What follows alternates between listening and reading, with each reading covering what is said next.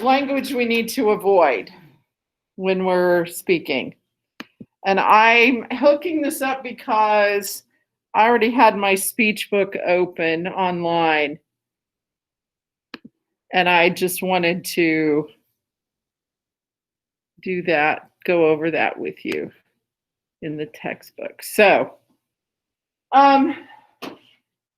there is certain language that we need to avoid when we're writing speeches, when we're speaking, okay? So there are basically 3 categories that they talk about. It says the quotation spoken by President Nixon on the first page of this chapter. Did we ever talk about that? Okay, no. Can't do it that way. I have to do it this way. Let's look at his first. It's pretty funny, actually. Oh, where is it? Okay. So here's what Nixon once said. I know that you believe that you understand what you think I said, but I'm not sure that you realize that what you heard is not what I meant. Does that make any sense? No. No, it's not. It's very difficult. I know that you believe that you understand what you think I said, but I'm not sure that you realize that what you heard is not what I meant. Okay. So, they do. Well, let's go back then.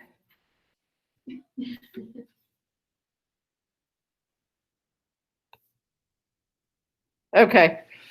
So it says the quotation spoken by Nixon on the first page is an excellent example of how not to communicate. Okay. So it says, even though eventually you may be able to figure out what the quotation means, who wants to wait? So have you ever listened to somebody speak and you're like, besides your teachers, I know that happens probably, that you're like, what? Well, just like right now, I was talking about 6 and 8 yards. You know what, Heidi? That is a perfect example. I was using jargon for a particular thing, and you didn't understand what I was talking about or didn't know the references, okay? That happens to us, whether it's a mixed up sentence like Nixon or it's language that we use that other people may not be familiar with. So we have to think about the fact that when we speak, and I've told you this before, we've talked about this before, that when you're putting a speech together, you always have to keep in mind that your audience is listening to you. They are not reading what you have to say. So because of that, they don't have time to stop and figure out a confusing statement when you're delivering a speech. So we want to be careful. We want to choose our words carefully. That's what this whole chapter is about. Effective language is making sure that we choose our words very carefully. Exactly what we're going to say. So you've already seen one potential communication problem, euphemisms. Let's look at that, page 268. We've talked about euphemisms, but where is it? Is it 268? Yeah, okay, so let's look at this, dealing with doublespeak. Euphemisms are mild or indirect terms we substitute for terms that may seem harsh or distasteful. We know that, we talked about that. Euphemisms can be benign, as when we substitute the term passed away for died to spare the feelings of a friend who has lost a close relative. But euphemisms can also be used to deliberately avoid or hide the truth. We look at them and they're kind of fun. Oh, kick the bucket and this kind of thing.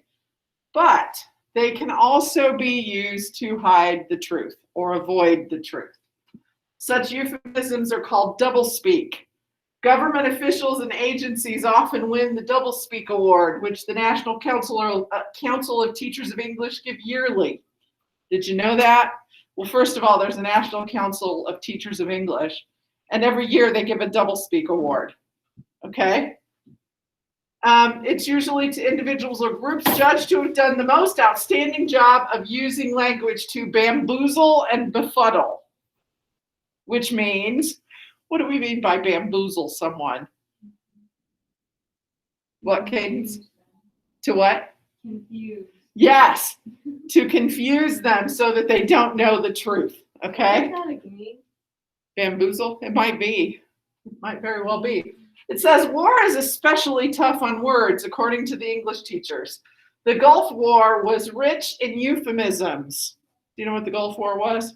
It's back in the 90s, early 90s.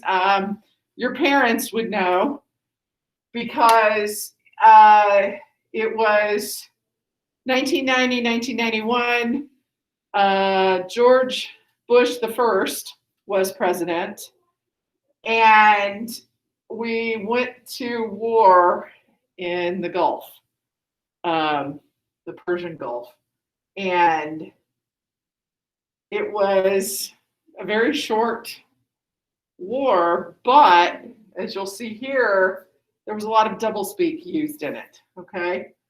So it says the Gulf War was rich in euphemisms, noted William Lutz, a professor of English at Rutgers University and former chairman of the NCTE's Committee on Public Doublespeak. In 1991, the NCTE presented the Doublespeak Award to the Pentagon, the U.S. Defense Department, for giving us an armed situation, not a war. Whoa. They called it an armed situation, not a war, in the Persian Gulf. Forces led by the United States launched the Iraq War in 2003 with a massive aerial bombardment of Iraqi cities. The Pentagon, which intended the bombardment to encourage Iraqi troops and civilians to quickly surrender, called it shock and awe. I call it terror bombing, said Lutz. Lutz went on to summarize that the U.S. administration's term for the military invasion and occupation of Iraq that followed was liberation. To downplay the chaos of the ensuing civil war, the administration labeled the situation an insurgency or sectarian violence. Okay? Words have a significant cultural and political function, war scholar Paul Fussell reminds us. We've become blind to them. So by calling it, a liberation, an insurgency, a sectarian violence, an armed situation, we're avoiding saying, hey, we're bombing these people, okay? Or we are at war, all right? That's what they're doing. They're avoiding that. So a lot of politicians do this kind of thing. We have all this doublespeak. Politicians, government officials, not just government, you find it everywhere. I don't mean to be picking on the politicians and the government, but you do. well, it's not. Those are the easiest examples to find. Okay, journalists do it. Any kind of administration does it. You want to listen for the doublespeak. All right. So we're going to look at 3 types. It says euphemisms can cloud clear communication by offering language that is puzzling and distorted. Unfortunately, the losers are usually the listeners. Okay, so we get used to these things, and then we don't think about what is actually being said. So here are 3 kinds of language we should avoid in speaking: jargon, sexist language, and the other one is shocking language is how they refer to it, which would be another euphemism, I guess. So we'll talk about that. So jargon usually refers to the specialized vocabulary of people in the same line of work, okay? Such as doctors or computer programmers or any kind of job, specific trained job. We typically have certain words or vocabulary that we use. We do in teaching, dentistry, welding, I'm sure, sports. We have jargon in sports, just like, Heidi's like, I don't even know what those things mean, okay? If you watch baseball, there are certain terms that are used. If you watch football, like I do know a lot of football terms, but I really couldn't tell you the difference between a cornerback and I believe he's on the defense, or is he on the offense? Cornerback. A cornerback. Do you know? Yeah. Okay. That's a thing? That is a thing. What is a cornerback's job? or like on the outside. Well, I figured that much, but is that basically it? Well, I don't know. It kind of depends on what their guy does. So, Okay. I don't know. But it's I on the was a safety, so I defense. don't know. Okay, I and don't know. safeties and Like, cause whereas like I don't. It's just that it depends on the type of defense you run because okay. a lot And you of have times I'd be, defensive like, a ends and linebacker, a lot of times offensive I'd be out, ends. like defending passes. I don't know. Okay. It depends on formations. Okay. And wait, what's the difference between a cornerback and a defensive end? Because I assumed the end was Defensive on the end end. is on the line. Okay, and the cornerback is where? Behind the line? Like they're, I don't think they're on the line ever. Okay. Unless they're buzzing or something. But Okay. All right. See, all of that stuff is very confusing, even though I watch more football than Heidi does. Okay. All right. It says because only a relatively small group of people understand what the language means, it's often unintelligible to most of the general public. In this sense, it is similar to slang. Okay, we talked a little bit about this before. Non-standard words that may also be associated with certain groups, like teenagers. You are more often use slang than adults do or little kids do. I remember in college, we had all kinds of slang terms we used. We just thought we were so cool. Let's see, it got to the point where, I may have told you this before. If we were getting pizza, we called it za. I don't think I did, but some of my friends did. And mushrooms were shrooms. You want shrooms on the za? Now, doesn't it? But it was the 80s. So, we also said tubular. I think we usually said it more in fun, but yeah. Or that's really gnarly. Have you ever heard that term? yeah. Okay. That is so tubular. Or then we would say that is really perpendicular. We'd get really silly with the stuff. But yeah, I had a friend who was a math major, so he was always coming up with new ways to say tubular. Or just, we would shorten things and we have slang. Anybody ever watch any British shows? No. Okay. The what? I love the Great British Baking Show is my all-time favorite. I was just watching their holiday episodes yesterday. But they have terms, they're slang for them, in different ways of, like they tend to say veg instead of veggies. Or a biscuit is actually what we would call a cookie, okay? And things like that. It's fascinating to listen to, and I love listening. And pudding.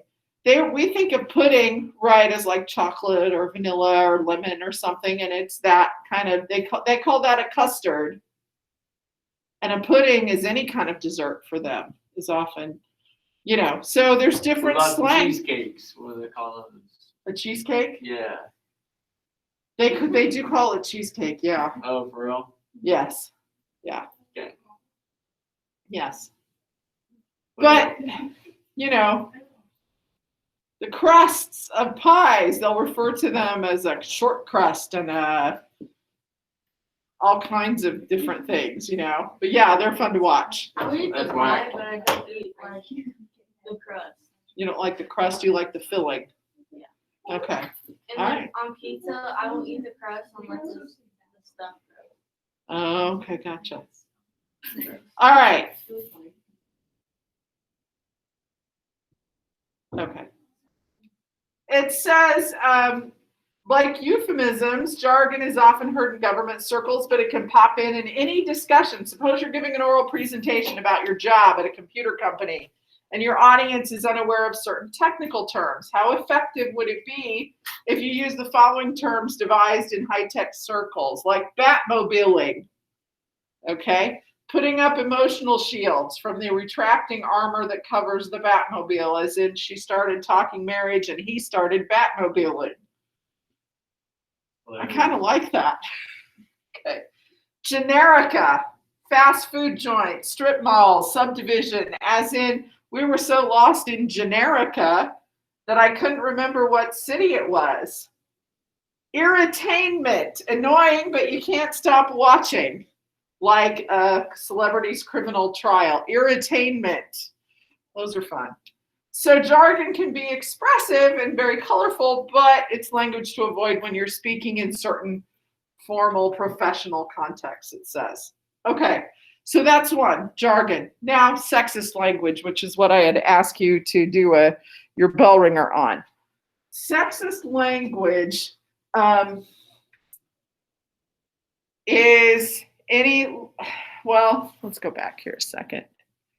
So if we start down there, it says sexist language is language that unfairly groups women, and some would agree men too, into stereotype categories. I want to make sure you understand that it can be sexist towards men, and we'll talk about that here in a minute. Such stereotyping can be demeaning. Schools, textbook speakers, and even dictionaries now recognize the importance of fair play regarding language used for men and women. It says society has traditionally associated girl babies with pink blankets and boy babies with blue blankets. And even all of that is considered sexist. Okay, that's why it can go both ways, for men or for women. And girls with dolls and boys with trucks. Okay, if you're a boy and you want to play with a doll, you should be able to play with a doll without anybody, saying, "Oh, what's wrong with you?" What'd you say, Alex? What'd you say, Alex? I said I agree. Yeah, I mean, you should be able to do those things. Or girls play with trucks and cars. Did any of you girls have like trucks or cars that you played with? Yeah. My sister and I did too. We each had our own Tonka truck, and we had a train set. And we didn't have a lot of Hot Wheel cars, but we did have some Hot Wheel cars and the track and everything. And so, yeah, but we also had a whole bunch of Barbie dolls too. Yeah, we did. We played with both things. And I will say my cousin Tom, he was a few years younger. He mainly was hanging out with girls all the time. That's who most of his cousins were. And he would play dolls with us sometimes because there was no boys to play with, So he was playing with the dolls with us. And we thought we'd tease him about that, but at the same time, we'd let him play because, So it says, similarly, society has tended to stereotype males as tough, take charge, dominant leaders, and females as weak, passive, subservient followers. Is this fair? No. It is not fair. Your spoken language must show that you believe that both sexes possess and can demonstrate equal abilities and talents, and that gender has no relevance to a person's worth. Okay? Look at the pairs of words: mankind, humankind.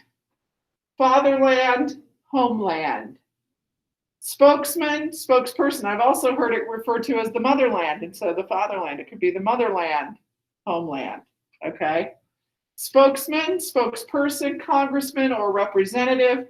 Man hours, working hours. Man-made, synthetic. They mean the same things, but the second word avoids that sexist connotation. Why should we say man-made when you can say synthetic? That's better than saying human-made. I mean, that's a little awkward, it seems.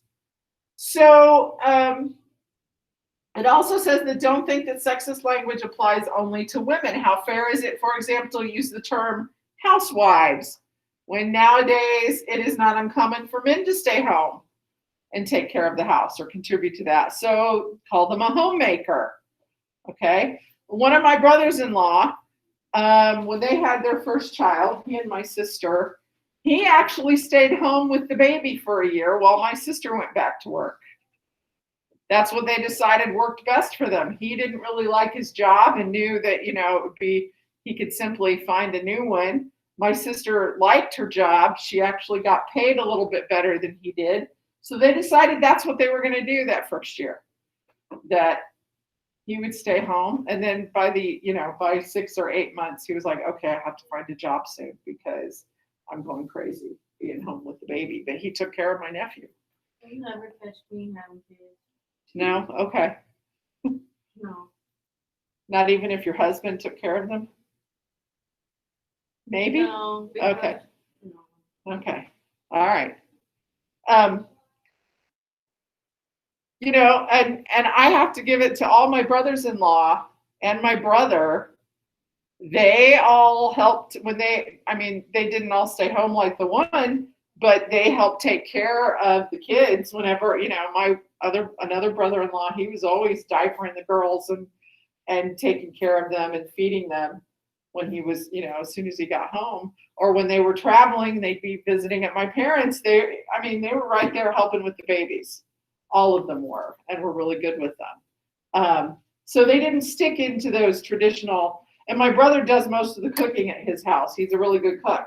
His wife's a good cook too, but I think my brother-in-law or my brother enjoys it more. And my parents always shared in the cooking. Okay, so they didn't always fit into those traditional roles. My mom worked. She was a teacher. And dad was working too, but when they were both home, they would share the cooking responsibilities and the house cleaning responsibilities. So we want to make sure that we avoid any language that unfairly stereotypes men and women. And what else do we now have to be careful of? Racism. Well, but as far as gender goes, Oh. what do this textbook I think was published in 2008. What have we since 2008? Transgender. Yes, there are the whole list of pronouns that some people prefer to use based on. Like what? Like there are some people, I forget what they refer to themselves as they in the plural pronouns. Like Caitlyn Jenner. Maybe, I don't know if she does. There was an actress who now goes Elliot Page. Yes, she was Ellen Page. They now go by Elliot Page. Okay. Has Yes. transgender always been a thing, or is it like in the 2000s when it became like the hot topic? People have It's always done it. there- It's just now people are more comfortable. with Yes. Yes. Transgender, gay, lesbian, you know, whatever, all of that has always been around. It has always been around. But our society today is much more acceptable and, as Kaden said, comfortable with it. Okay. And so, you know,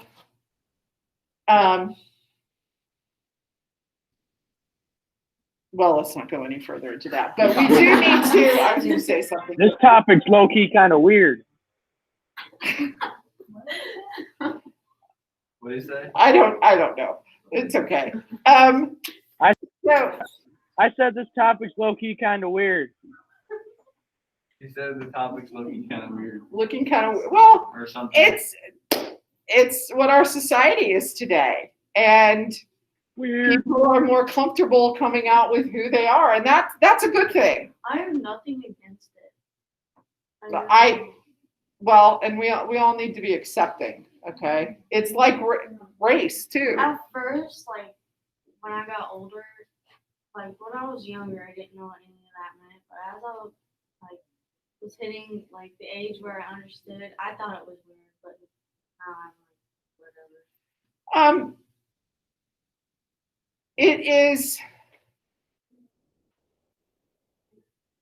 I'll just say this. It is more difficult for those of us who haven't experienced that or are going through those, you know, things. It's harder for us to understand. But we have to try and be as understanding as we can and as accepting as we can. It's like, it's difficult. All of us sitting in here, we are Caucasian. It's difficult for us to truly understand what it is like to be of another race that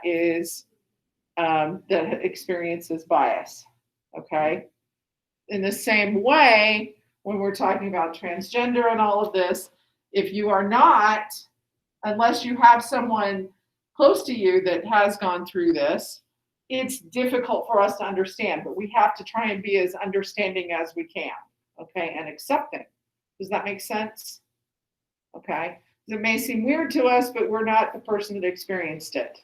And that doesn't mean that we can't be sympathetic and accepting, okay? And say, okay, this is how it is. And your generation is much more so than mine was. I mean, I went to a small high school. We were pretty much very similar to the makeup here. And it was the late 70s and early 80s. And sure, there was a girl in my class that apparently was a lesbian. And I guess people accept, I just thought she was a tomboy, but I was very naive, okay? You didn't really think too much about those things at that time. It was a completely different era, guys. I mean, a completely different era. And it wasn't until I got to college and, you know, was much more aware of all of that. And then I'm like, oh, Rocky, really? Okay. I understand. But, you know, a lot of it has to do with what you've seen. And I have a better understanding because I have a close friend or close friends. And it, just to tell you, it was difficult for him to even come out. He didn't come out till we were in our 30s. And he still has never told his parents, and we're 57 years old. I mean, that's how different it was. Yes. Yeah, I go to the bathroom. In a moment. I've a been moment. holding for a while. Okay. So here's the other thing we need to avoid: shocking or obscene language. Okay. You really shouldn't put that into your speeches, because it says you try to appeal to your audiences by speaking casually or maybe using street language, but it can be, if we want to call it that, can be shocking to an audience not expecting it. So use good judgment. And you got to remember that if you're using shocking or obscene language, you may just end up turning your audience off. They may laugh at first and then they're like, but then they're turned off, because we laugh when we're shocked about something. And they give an example of a student once started his speech by walking to the front saying, "Hello, morons." Yeah, and people laughed at first, but then seemed offended by his introduction and tuned out what he had to say. So there's a difference between startling your audience with some piece of shocking information and startling them with your language, okay? You don't want to offend them. All right. We're not doing a speech over this, are we? Well, you are going to be doing a short thing, okay? What I'm actually going to ask you to do today, though, that now. Okay. I'm going to ask you today to, in groups, there's an exercise in sexism and journalism, okay? And it is on Canvas, and then I will let you run to the bathroom, Gunnar. Are we choosing groups or are you? Yeah, you get to choose groups. You can choose groups. I may have all of you online. See if you can work together. Can the 6 of you, is there 6 of you on there, work together? Okay. That would probably be the simplest way to do it. Okay, here it is. So sexist language and journalism.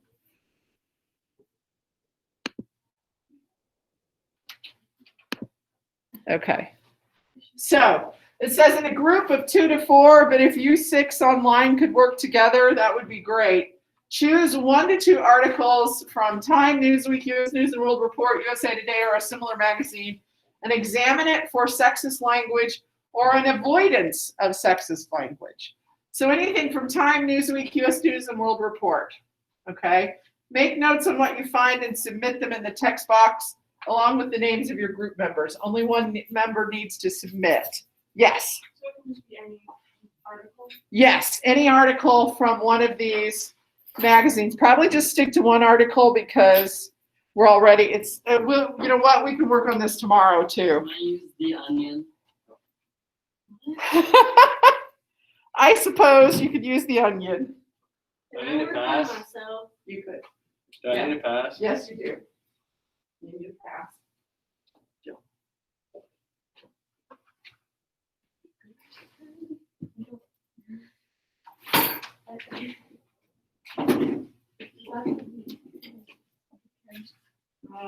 Hang on. Gotta go to some late. I I'm not even gonna ask what that's a euphemism for. Nice use of the euphemism.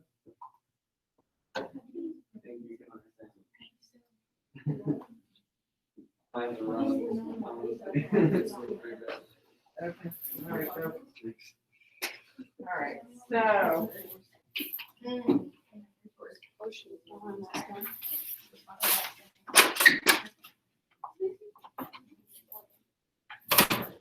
Can you six work together?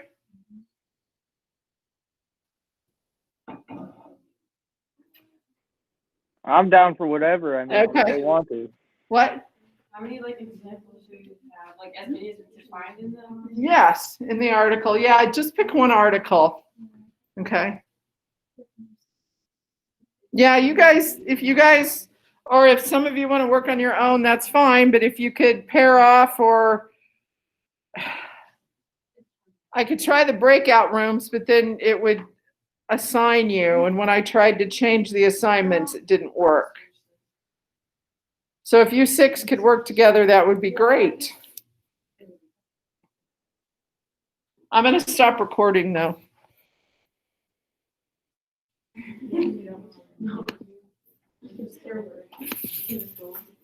Where's Gunner at? Gunnar went to the bathroom. Tell him to